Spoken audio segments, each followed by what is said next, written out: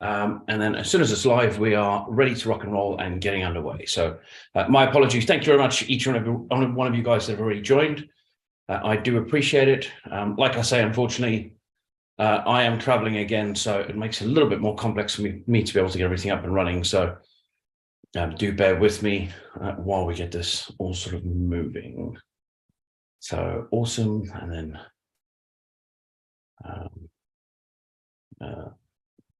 go move to new window and then play. Okay, excellent. So let me just get you up and running. So share screen. There we go. Absolutely awesome. We are officially up and running and live. So just want to make sure that you guys can all hear me and see me okay. If you can, do me a favor, just give me a quick yes in the chat or in the Q&A, just so I know that you guys can hear me okay. Apologies, it may sound a little bit more echoey than usual. As I said, I am, again, I'm traveling, so I'm up in the north of England at the minute, essentially assisting with some refurbishments and doing other bits and pieces. So yeah, I'm not as local as usual. So if you guys can hear me, just give me a bit of a chat. Okay, yes, awesome. Yeah, okay, you guys can hear me, awesome. So yeah, sorry, I know the sound isn't as good as usual. And likewise, the camera isn't going to be as good as usual. I am, as I just said, so I'm traveling. So I'm relying very heavily on the Mac sort of camera and sound equipment. So my apologies for not being quite as proficient as per usual. So thank you each and every single one of you guys this evening for joining the seminar or joining the webinar. This evening, we're going to be talking a little bit about below market value properties. More importantly, how to understand what a below market value property is primarily, how it works, where you get them, how you can get discounts, how it actually makes a difference to sort of your returns, your figures, what you're getting, what sort of outcome you're getting, so on and so forth. So yes, it should hopefully be a really good webinar for you guys, and hopefully you guys enjoy it. I've put a little bit of time and effort into making sure that this is laid out in a nice structured pattern as per usual. So I hope you guys enjoyed it, and thank you very much for taking the time. So let me first of all start off with explaining what is BMV. So typically I'd like to have my iPad out so I can go through numbers and figures with you guys. Unfortunately, I'm traveling, so not able to do much of that. And thank you for those of you that are joining as we speak. So to explain what BMV is, so BMV, below market value, essentially what that is that is a legitimate discount on a property. Now, legitimate, genuine discount. So if I explain what I mean by a genuine discount, it will hopefully make a little bit more sense. So if you were to buy a house that is estimated as being worth around £100,000 and you're buying it for £80,000, that doesn't necessarily mean there's a 20% below market value. There's a discount of 20%, potentially how you want to look at it, but it doesn't make it 20% below market value. Because if the property needs a £10,000 refurbishment, it's actually not 20% below market value. It's only 10% below market value because you're buying for 80,000 and putting in 10,000, bringing it up to 90,000 when it's worth 100. So you're actually spending around 90, including stamp duty, legal fees, etc. Though you can't really count those in figuring out what's below market value. But if you're buying a property, you have to take into account the refurbishment costs to be able to understand exactly what percentage it is below market value. So below market value as a term essentially signifies what are you buying the property for as a percentage of its value at that point. Okay, so if a property is worth 100,000 in good condition, but you know you're going to need 20 or 10,000 to get it into that condition, you know it's probably only worth 90,000 at that point. Okay, that's kind of how you can estimate what its actual value is at that point. And if you're buying it for 80,000, you know you're buying it for 10,000 below market value. Okay, so that's the easy way to be able to explain it and sort of make that make sense.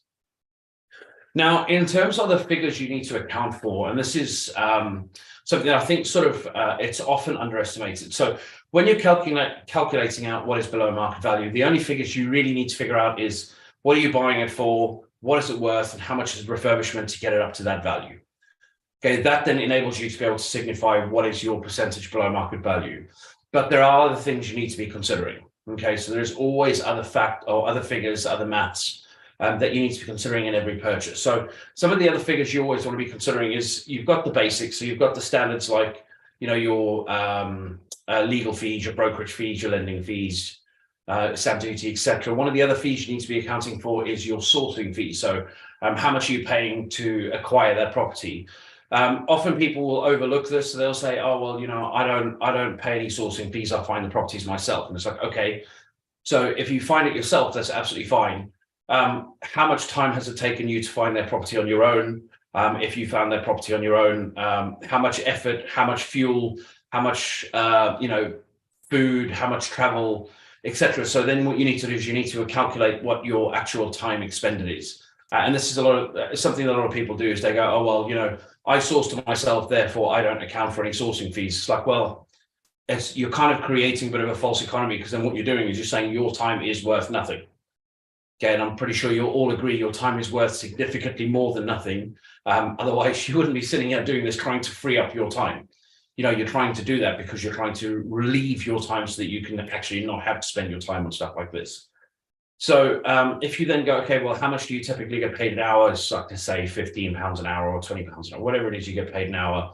And you go, okay, well, including your travel time to the locations and all of the properties between deals. So let's just say every 15 properties you go and negotiate on, view, inspect, discuss with sellers or whatever else. So every 15 properties that you go and inspect create one deal for you. Okay, those 15 properties, the amount of time that it's taken you to do this, and I don't just mean the physical viewing, I mean your travel time. If you've had to stay overnight, what's the cost of that? So the total amount of time allotted from point of one deal through to actually getting the next one through, that amount of time you've actually employed, also the amount of fuel that you spent, the amount of food, any lodging costs if you have to stay for hotels, so on and so forth. So all of these things are all costs to you to be able to acquire a property. Okay, so although sourcing fees, some would just go, oh, well, that's me paying a sourcing agent. So that is one type of sourcing fees. If you're doing the work yourself, you also have to account for what are the other sourcing fees that you're employing. So, if you spend 50 hours to go and find a deal, how much of those 50 hours worth of real life time, if you're charging yourself £20 an hour, okay, you're talking, what's that, £1,000, just for that, plus then any fuel, any food, any lodgings, and so on and so forth. So it's some of the things to consider. These are still sourcing fees. So in terms of figures to account for, obviously you want to be accounting for what you're buying the property for, what the refurbishment is as your base to be able to figure out your below market value. The other items you want to be considering is your legal fees, your stamp duty, your brokerage fees, your lending fees. If you're buying or bridging, what's the bridging fees, set up and exit, and also your sourcing costs. So these are the fees that you want to be accounting for typically for every purchase that you're doing. Okay, very useful to always make sure you look at that. And I find it very important to say that, and the reason is very simple. So I've got, so we obviously, as many of you guys will know, so we used to run a training company. Had a couple of hundred direct one-to-one mentorship students we worked with, literally trained tens of thousands of people from stage events and so on and so forth. And often people completely mistook the whole cost of getting a deal. So it's particularly interesting. So you got certain types of people, so people who tend to find themselves, they feel like they're very thrifty, they're very efficient with their money, but what they're willing to do is they're willing to trade a lot of time to be able to save that money, when in reality, had they utilized that time in their job or in their work or whatever else they do to be able to earn, they probably would have made significantly more money than the amount of money they saved by not having to pay a third party to do the work. And the prime example of this is, let's just say, if I give you an example, let's say cleaning, right? So you might say, well, I don't want to pay for a cleaner in my house, because if I pay for a cleaner, right, then it means that I'm now paying somebody £10 an hour to come and clean my house. And I can clean my house and I don't have to pay them £10 an hour. So I'm saving myself, I don't know, £50 a month. The reality is that 5 hours that cleaner has spent in your house, had you been earning £20 an hour, you could have only worked 2.5 hours in your job and you would have paid for twice the amount of cleaning. So the logic doesn't make sense. And unfortunately, it's very much a saver's mindset as opposed to an investor's mindset. And it's just something I think is always worth mentioning, because a lot of people, they don't take into account how much time are you investing into building your portfolio. And we call this sweat equity. When, if you have the capital available, had you invested that capital, you could have utilized your time elsewhere more efficiently or better. and actually focus your actual energies and time on higher generating items. So, bigger cash flow generating items. Something just to consider. Now, so this is one of the items that comes up quite a lot. And, for me, the beauty about buying at below market value, so buying a property where you're getting it for a bit of a discount, the wonderful thing about this is you're essentially creating profit from day one. Okay, that's in essence what's happening. So imagine you were to buy a property and you buy it and you're spending £25,000 to buy it. Okay, that'll be your deposit, your stamp duty, your legals, your brokerage, your sourcing fees, all of these other costs involved, and you're into the deal for £25,000, but you have equity of £40,000. Okay, so what that means is you have real life just created £15,000 worth of value, worth by having bought that property at the right price. Okay, and a lot of people get completely mistaken by this, and this comes up a lot. So if I give you a bit of an example, if you bear with me 1 second, and I will show you. So I'm just going to go pick a property at random. If I do a new share, I'll do Safari over here. Okay, so let me just, so I'll just pick one at random. So let's just say this property over here, Ainsley Street. So, a good little investment property. This is over in Barrow-in-Furness. Hopefully you guys can see the screen well. So this property over here, we're expecting a refurbishment of circa £5,000. Okay, the property is actually rented. It's in good rentable condition. As far as I'm concerned, yeah, so we got a tenant in situ. So, there's a tenant in there. Yeah, they're paying, let's see what they're paying. So they're paying £550. And we believe the market rent is £550. So they're actually paying market rent, which is brilliant. So it makes it a really easy one. The yield isn't amazing. That's okay. But by you buying this property at £126,000, literally the day you buy it, okay, and it's worth £155,000, let's call it, you've basically created £29,000 worth of value. Okay, you've created value of £29,000. Now, the reason I say this is people often get caught up in the in what we call an illusion. Okay, so if you were to buy this house for 155,000 instead of buying the house for 126, so let's just say you buy it at market value. People go, yeah, but I want to make sure that I've got my my brokerage fee, my legal fees, my stamp duty fees, all of these sort of things covered up. And I'm like, well, then, to be able to do that, you would have had to have bought it for below market value to make sure that they are actually physically covered. Okay, because if you buy the house at market value at 155,000 and there's no refurbishment, so let's say there's no refurbishment, you're actually going to be into the deal for circa 160 because you've got your legal fees, brokerage fees, stamp duty, sourcing fees, so 160, 165. So you're going to be into the deal for a lot more because that is the nature of having bought it at market value. If you buy this property below market value, okay, because you don't tend to account for all those things, because those extra costs are extra costs, they are on top. You can't account for them as being part, a requirement for you having bought the deal. They are an on top. So if you buy at market value, you're into a deal for 160, 165 when it's worth 155. That's what it is. That is standard. Okay, now if you buy this at a discount, and let's just say you bought this house for 145 and all of your other fees, etc., cost you 10,000, now you're into the deal for 155, you've still bought that for a discount of £10,000.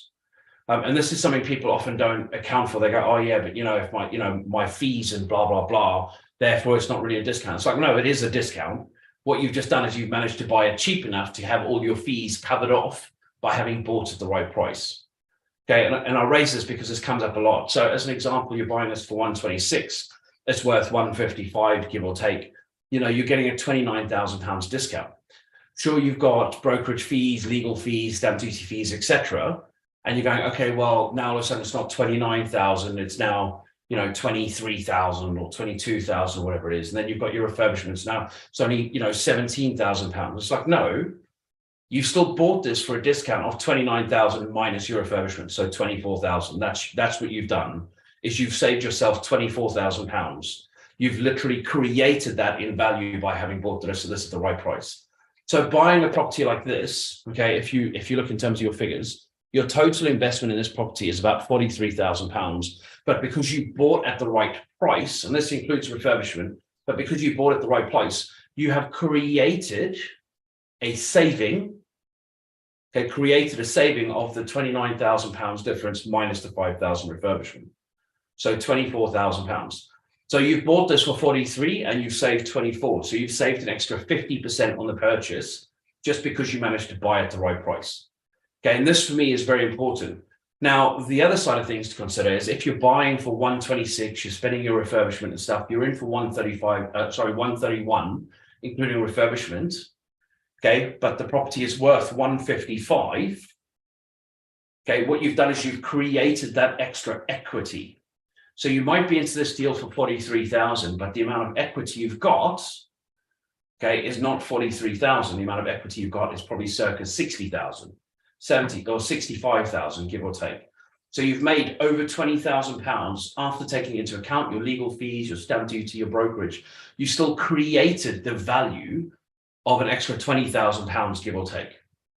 Okay, now for me, that is fantastic because essentially what you're doing is that's like going to a poker table, okay, and saying, if I put my chips down on this one here, I know as a fact I'm going to make an extra 50% on my money just by putting that down there. No matter what happens, I'm making 50% of my money. That is essentially how the whole below market value thing works, is you are buying and creating an intrinsic value having bought at the right price. Because that value is still there, it's yours. If you were to then sell the property, okay, you would be able to sell it for 155 and you've got the difference, right? That money's yours. All of a sudden, it's not 43,000 that's coming back. You're getting 60, 65,000 pounds coming back to you as part of the sale of that property. So you've created that in value.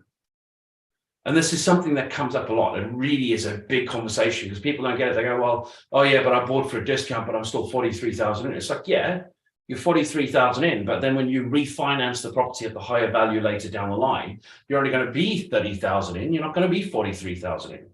So the amount of money invested becomes significantly lower, which means the amount of return that you're making is significantly higher than what it typically is. So it's a really, really useful thing to understand. And the power of discount is honestly, it's unbelievable. So you've got to make sure when you're looking at discount, you're actually accounting for how the actual discount looks, as opposed to just getting caught up on the minutia of, yeah, but I'm spending this on brokerage, I'm spending this on legals, I'm spending this on this, and sure, I bought it for 126 and it's worth 150, but it's still only 120. And it's like, no, you've just created that value.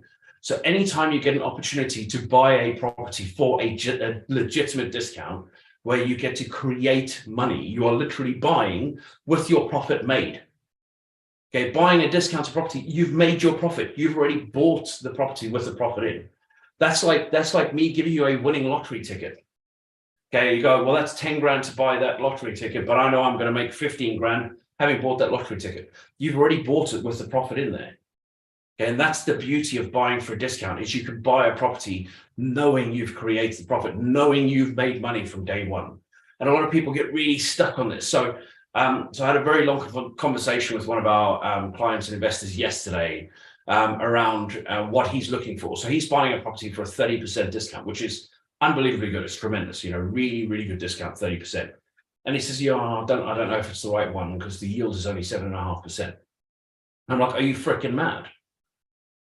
And he's like, what do you mean? And this is why I wanted to have the topic that we've got going today, is because this conversation comes up a lot. Where people that they don't seem to grasp the fact that, making your cash flow, and cash flow is king, 100%, you need to make sure you're making an income from the property and you want to make sure you're making good money.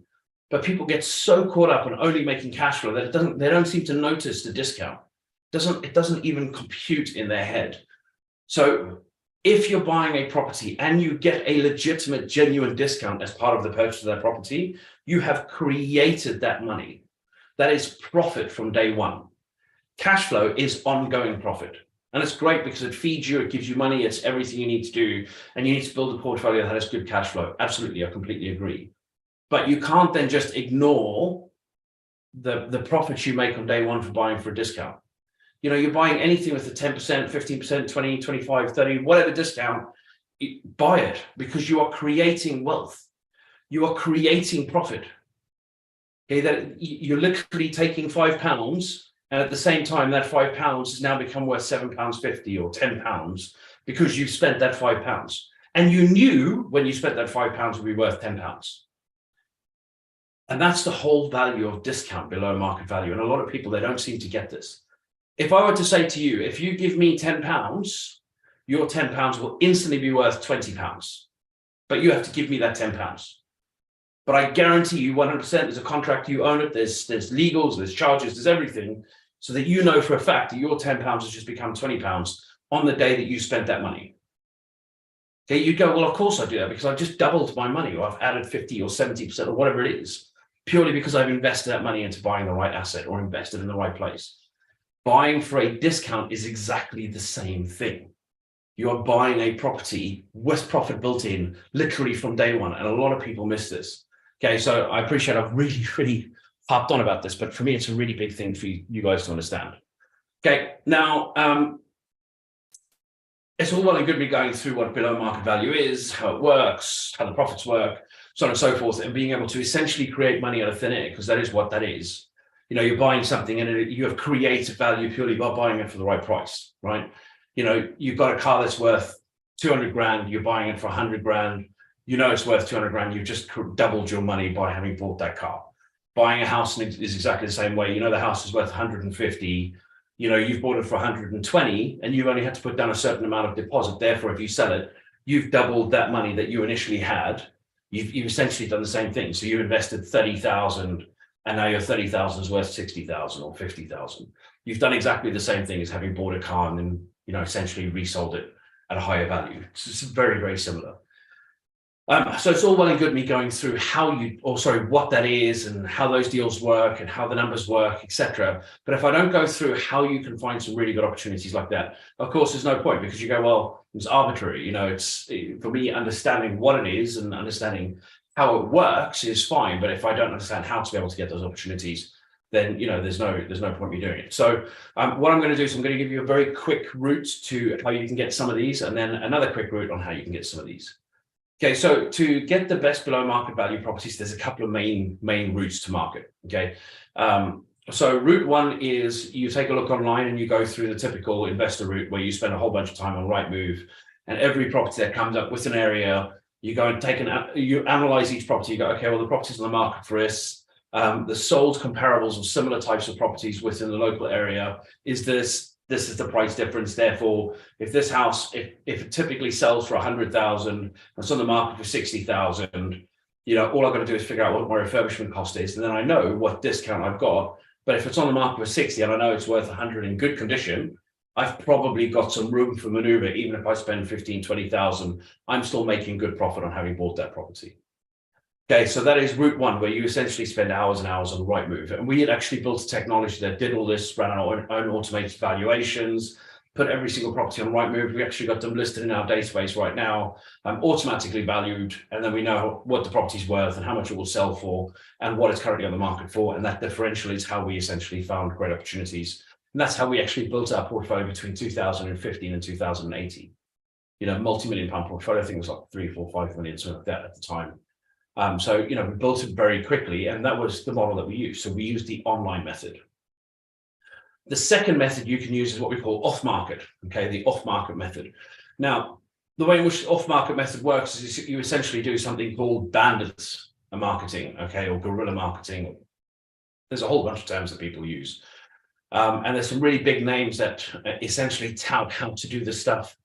Some are better than others, but essentially what you're doing is, you know, you've all seen the boards that say, oh, we buy any house, or any house, any condition, or, you know, we buy for cash, or, you know, all these different things, right? And you've got these big funds and family offices and investment firms that, you know, they spend millions on essentially sending out flyers and letters and all these things to all of these houses in these investment areas, where essentially what they're trying to do is gather leads. They're speaking to people. And those people then come through, they say, oh yeah, I've got your letter, and your letter says you'd buy my house for cash and you buy it at a good price. So, you know, I might be interested in selling my house. How much would you buy it for? And it's very much like the we buy any car model, where, you know, the investment fund would say, you know, they would know the house is worth 100,000 and they say to sell, oh yeah, we'd happily buy a house for 70 grand in cash and we can complete in 2 weeks or 4 weeks or whatever you want. And the homeowners, in probably 1 to 5% of the time, we go, oh yeah, okay, that's fine. Yeah, I'll take that. Okay. Most of the time, I say about 95 to 98, 99% of the time, they would say, oh no, I want to sell it for 90,000 or 95 or 85, whatever it is, which doesn't quite reach the criteria of the fund. So a lot of our stock that we actually get through large investment houses and large funds where essentially the properties aren't discounted enough for them. So they then feed it to us, and then we manage to be able to essentially list it with a 20, 25% discount, whatever it is, so that you guys can buy really good investment properties without having to spend the same sort of marketing money that the funds have to spend for each lead, for each property that comes through.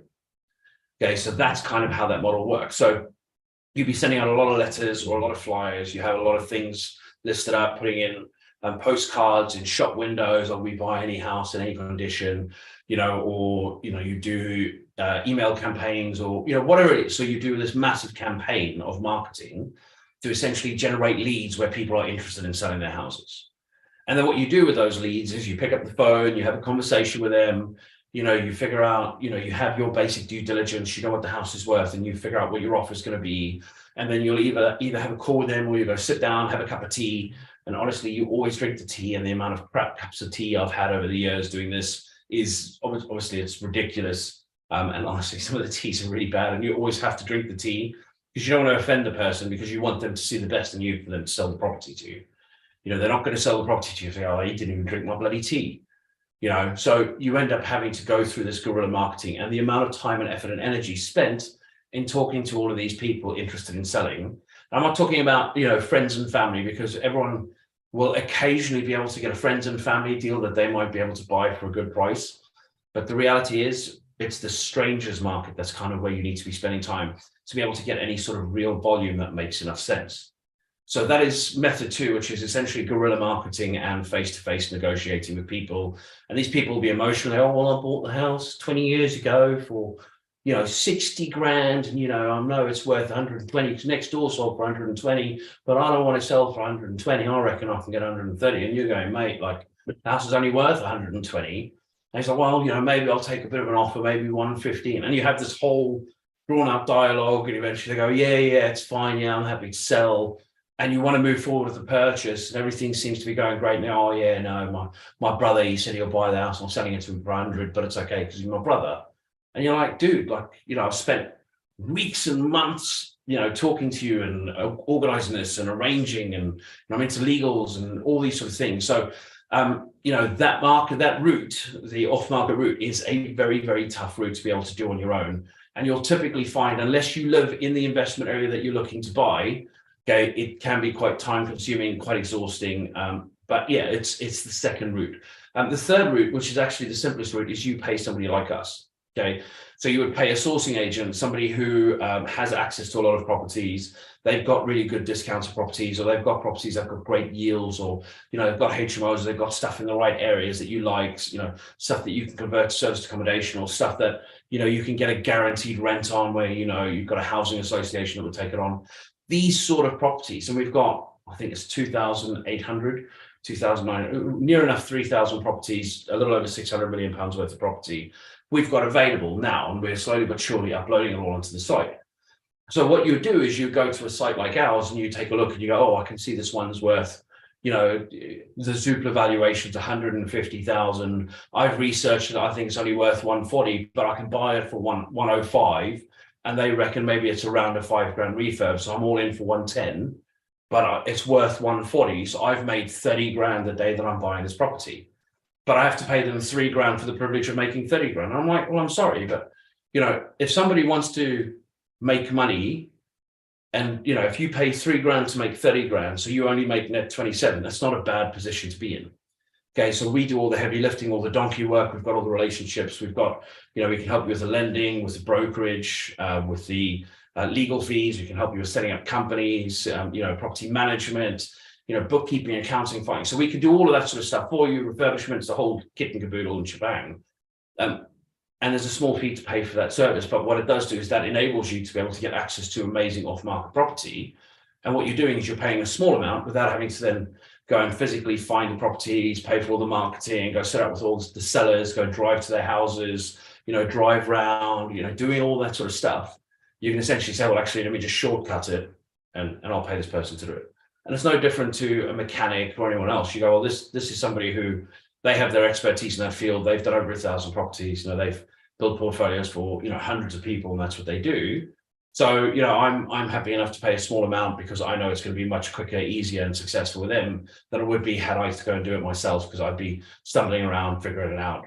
For those of you that, as an example, have done work on the house or work on your car, whatever, and it's not your field of expertise, so you might go, oh, I'll just paint the room myself. It's no problem. I'm not going to get a painter and decorator in, and it takes you 12 hours to get a room all fitted out, all painted, all nice, and the lines aren't quite perfect, but they're okay and they're passable because you've done it. And you go, well, that's taken me 12 hours, and in those 12 hours, if I'd have worked, I could have earned 240 quid or whatever it is for those 12 hours, and you could have paid a painter and decorator 150 quid. You go, well, technically I'm 90 quid worse off, and I've done a job that is not at the same standard as what they would have done, and it's taken me significantly longer, because had I just paid them, they could have had it done in 2 hours rather than me spending 12. So there's the whole false economy thing, and it's just something to consider. So that's essentially how we operate, is we will then go and find those properties for you and do all the donkey work. Now, the beauty is you can essentially pick and choose. So as an example, if you take a look at what we have on our site, I think I just showed you guys an example. So this is our site. If you haven't been on there before, just head to trustbricks.co.uk, and you'll see there's like a whole bunch of properties. You got, although it says like 0% discount, these are typically HMOs. So if you see, the yields are unbelievable, like 15% yields and stuff. So you're buying an existing HMO operational, and you'll be making significantly more money on a monthly basis, which is why it shows there as a 0% discount, because it's a high yield asset that's going to make you a lot more cash flow. So you're buying it for a different reason. But like stuff like this, Newton Road, 41% discount, 12% discount, 15% discount, 46% discount. You've got a whole bunch of apartments, 10, 11%. 13, 14%, 10%. So you've got all sorts of stuff, really good discount. And you've got some stuff that doesn't have a lot of discount, but you're buying it with a great yield. You're getting existing HMOs, or you're buying stuff in Croydon, so further south, London based. We've got blocks of apartments. So let me see if I can show. And we're slowly but surely listing this stuff on here. So you can see, like, these are some of the things we have. So we're showing 4 blocks of apartments in here. So this is Gravesend, Knightsbridge block of apartment. You're getting a reasonable yield, 4%, which is okay. Net cash flow on a higher interest rate. I actually need to look at the numbers, because I'm pretty sure it's a little bit better than that. But it just gives you a bit of a flavor. So you can buy, depending on what you're looking for, much bigger blocks, much bigger items, or you can buy smaller. Neesworth, this is over in Royston, which is sort of Cambridge way, if I'm not mistaken. This is over in Leeds. This is, unfortunately, it's reserved. It's a really good yield. This one as well, fantastic yields, but just gives you a bit of a flavor, right? So that's kind of one of the ways in which you can operate, is you just go onto the site and there's a whole bunch of information in there for you. Now, one of the things to consider, and it's something that a lot of people don't really understand, is whenever you're buying a property below market value, there's typically a couple of reasons why you're buying it below market value. It's either a distressed property, i.e. the property needs refurbishing or tidying up, or it is a distressed landlord, distressed seller. Okay, so when somebody is selling a property, they might have been repossessed, or going through repossession, or going through divorce, or going through some other personal challenge, meaning they have to sell a house for a big discount. Okay, therefore, also they have to sell a house very quickly. Therefore, they will give you a discount if you can buy their property quickly, and therefore relieve the pressure for them much quicker, because they're like, look, I might be giving away an extra 10 or 15 grand. I don't really care. I just need to get shot of it really quickly, because I'm going through divorce and I need to separate and whatever else it is. So that whole conversation, people might be distressed personally. The alternative one is a distressed property, where the property needs refurbishing, 5, 10, 15,000 pounds worth of refurbishment to get it up to a good rentable condition.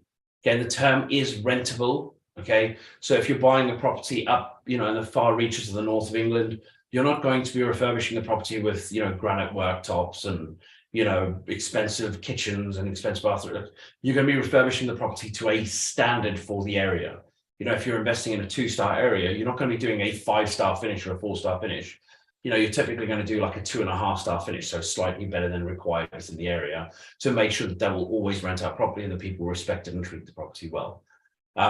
So that's one of the things to consider. Now, when you're buying a property that is a distressed seller, you can typically buy it on a mortgage without any complexity. The only thing to consider is if you're buying on a mortgage and it's a low value property, okay, what you'll find is then you're probably going to have to wait till the nearer the end of the mortgage term to refinance that property and release some of that equity.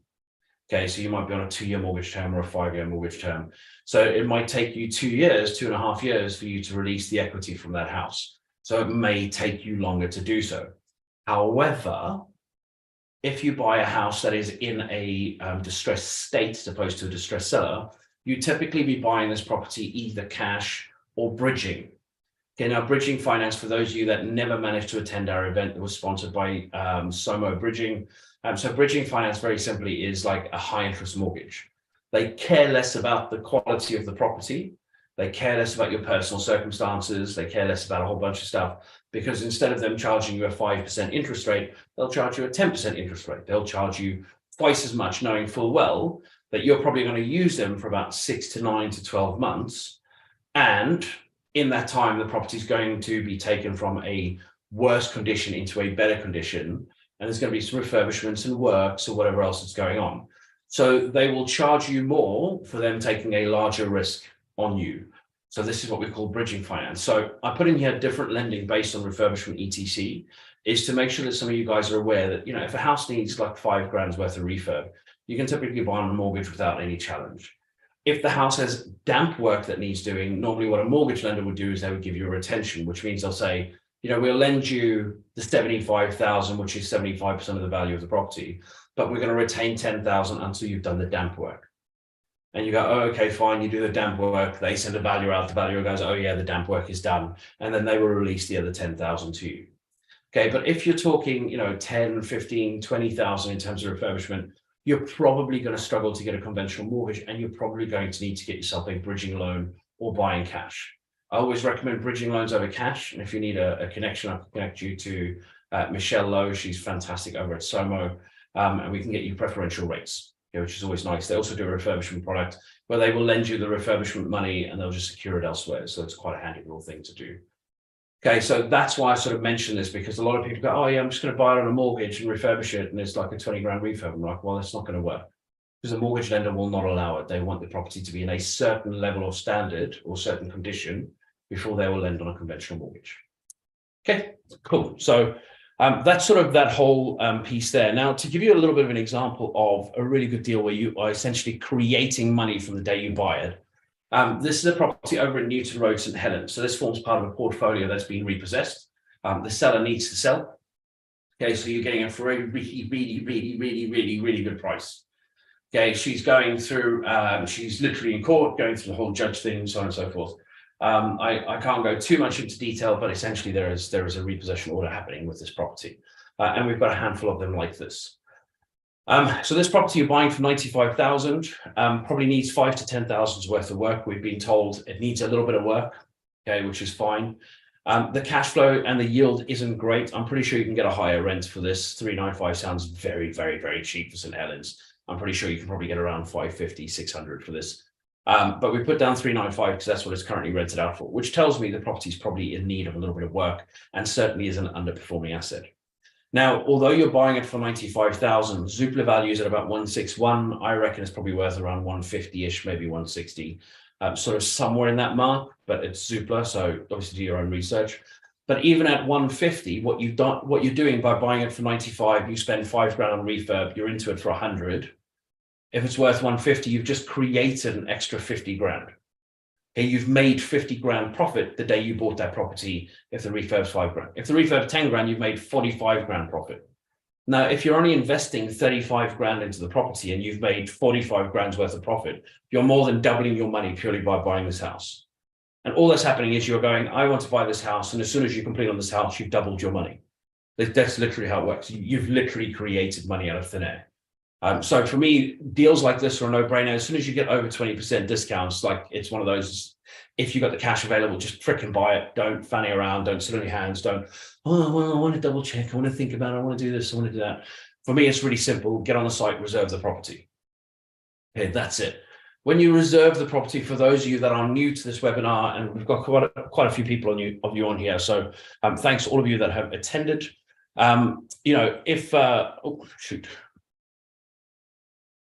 There we go. So for those of you that are new, essentially how we operate is we take a small reservation fee to make sure that people are serious. You would be amazed at how many people say, oh, yeah, I want to have that property. Yeah, I'm definitely, I'm keen to buy. I want it, and then they go view the house and go, oh, yeah, this one's not for me. And then they say, oh, well, actually, I want to go see that one. And we take them out to that one and we, take the time. I pay the team to go and book everything with the seller or book everything with the agent. So we got off-market agents, we got funds, we got all these people. Booking everything with them, then our team goes and attends with, so we're going to pay them for fuel and for time and all these bits. And the people, oh yeah, I don't want to buy that one either. And they view 3 or 4 houses and you go, look, what do you want to buy? And they're, well, I'm just curious because, I'm going to have some money in 6 months time. So I'm just curious. And he's going, so what you're doing is you're just wasting my time and wasting my money. That's all they're doing. So what we do is we take a small reservation fee. It's literally £500. You're spending 35 grand on buying a house. £500 is nothing as a reservation fee. And that fee is 100% refundable. So it is literally there just to prove that you are not a time waster and that you are legitimately looking at buying a property and legitimately interested. Okay, at that point, I will connect you with our team. Our team will then organize a viewing. You can attend or not attend, it's down to you. We will supply you with a video walkthrough, and we will also supply you with a full written quote of everything that's needed to do in that house to get it up to a good rentable condition. At that point, you will have a choice. You can either then say, yes, I'm happy with that, I would like to move forward with the purchase, or no, I'm not happy with that. I would either like to choose a different property or I would like a refund. If you'd like a refund, we'll hit refund, literally straight in Stripe. The refund will be in your bank in the next 2 to 3 days. It doesn't take very long. If you would like to move forward with the purchase, we then charge the 50% of the sourcing fee. Typical sourcing fees is $3,000 or 2% of the purchase price, depending which is higher. And at that point, you're into the deal. And that's it. We will assist you. We'll connect you with solicitors, with brokers, everyone you need all the way through to completion. We'll assist with the refurbishment, tenant finding, property management. If you really want, we can also even do all your finance stuff. So bookkeeping, accounting, taxes, filing returns, all that stuff. So we can kind of do everything. So that's how it works, right? So the real question is, do you want to make money? If you want to make money, a deal like this is the perfect way to make it. Even if you do your research, you go, oh, I don't think I can make more than 140,000 in value on this. Doesn't fucking matter because you're still making 30,000 or 35,000 or 40,000, whatever that figure is, in terms of having bought this deal on day one. Okay, so do a little bit of research by all means, but between me and you, shit like this needs to be reserved. The fact that it has been on the site for more than 3 days. Yeah, so it went on the site on Monday.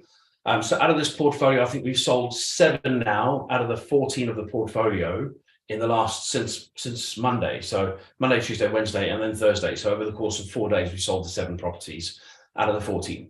Okay, this is one of the very few that's left. And for me, the fact that this is still available astounds me. Okay, absolutely astounds me. It's mental that people are going, well, maybe I sit on that, maybe I don't, maybe. And I'm just like, dude, go raise the frickin' money, buy it. You're making money. It's free money.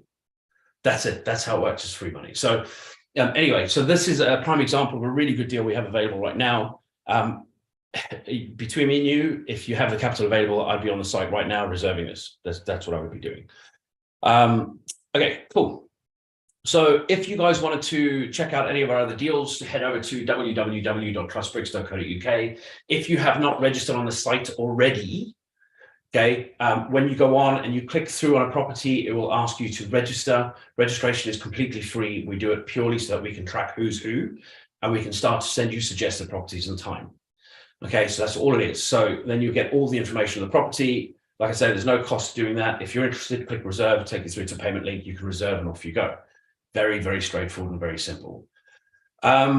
If you want to check out any of our stuff on social, so we do a weekly webinar, we do a once a month face-to-face, we're running in London. So this one is also around how you get discounted deals. So we're doing a whole 2.5 hour session, I think it is, on below market value, some of the opportunities we have, some of the opportunities we've got coming through. And it's a real big showcase of a lot of the stuff we've got. And we also put on some free drinks for you guys as well. And it's a free event, there's no cost. So if you would like to attend, just check out, get registered. You'll be receiving emails on it.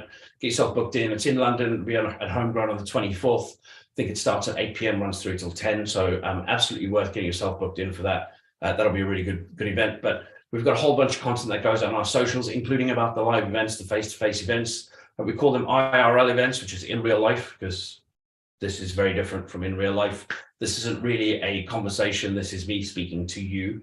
And I don't really get a lot of feedback from this, even though we've got quite a few people on this evening. So, if you want to check out any of our socials, we've got Facebook, Twitter, LinkedIn, Instagram, YouTube, so on and so forth. Obviously, we are live on YouTube. So do feel free to go and check some of that stuff out. It's really good. We've got 35, 36 videos on there now. I've been running that for a good number of weeks now. So we've got a ton of content on there: where to invest, when to invest, how to invest, where we're on the cycle, where you get the best deals, what HMOs are, housing association, how to get into that, how to get guaranteed rents. So you've got a whole bunch of really useful content on there. So please do go check out our channel. Obviously, do follow us, do like and subscribe to the videos. I do appreciate it. It helps the channel grow, helps us reach more people. Okay, and finally, moving into the end of the presentation, where I'm going to go into a bit of a Q&A. So often we don't get many questions at this point, which is fine. I'm okay with that. But I do want to open this up. I have spent many, many years coaching and mentoring people on how to build their portfolios. So if you have any questions you would like, essentially like us to answer anything, like us to talk through anything, then please do ask the question, whether you're on YouTube or on Zoom. Please do ask any questions you have. I'm more than happy to assist. I will obviously jump on any question you have. If you have no questions, not a problem. Do me a favor, just give me a bit of a thumbs up or no questions or anything in the chat. It'll make it much easier for me to be able to know that there is no questions rather than I'm talking into a vacuum. So if you can do that, that would be awesome. But otherwise, it seems there are no questions this evening, which is awesome. It means I have efficiently and effectively covered the content in a way that you guys will understand everything I've said, which is excellent. If you guys have anything that you would like to raise outside of this presentation, or you'd like to have a conversation with me personally, please do reach out. Obviously, you can reach out at contact@trustbricks.co.uk, or comment on any of our YouTube videos or any of the other videos, or reach out directly through the website. I am more than happy to assist you in building your portfolio or whatever it is you need from us. But in the meantime, let me just say thank you, each and every single one of you guys, for attending this webinar. I hope you've had a lot of value. I hope this has been very useful for you guys. I appreciate you all. Thank you. I hope you have an amazing evening, and I look forward to speaking to all of you guys again in the future. Thank you very much, guys. See you later. Goodbye.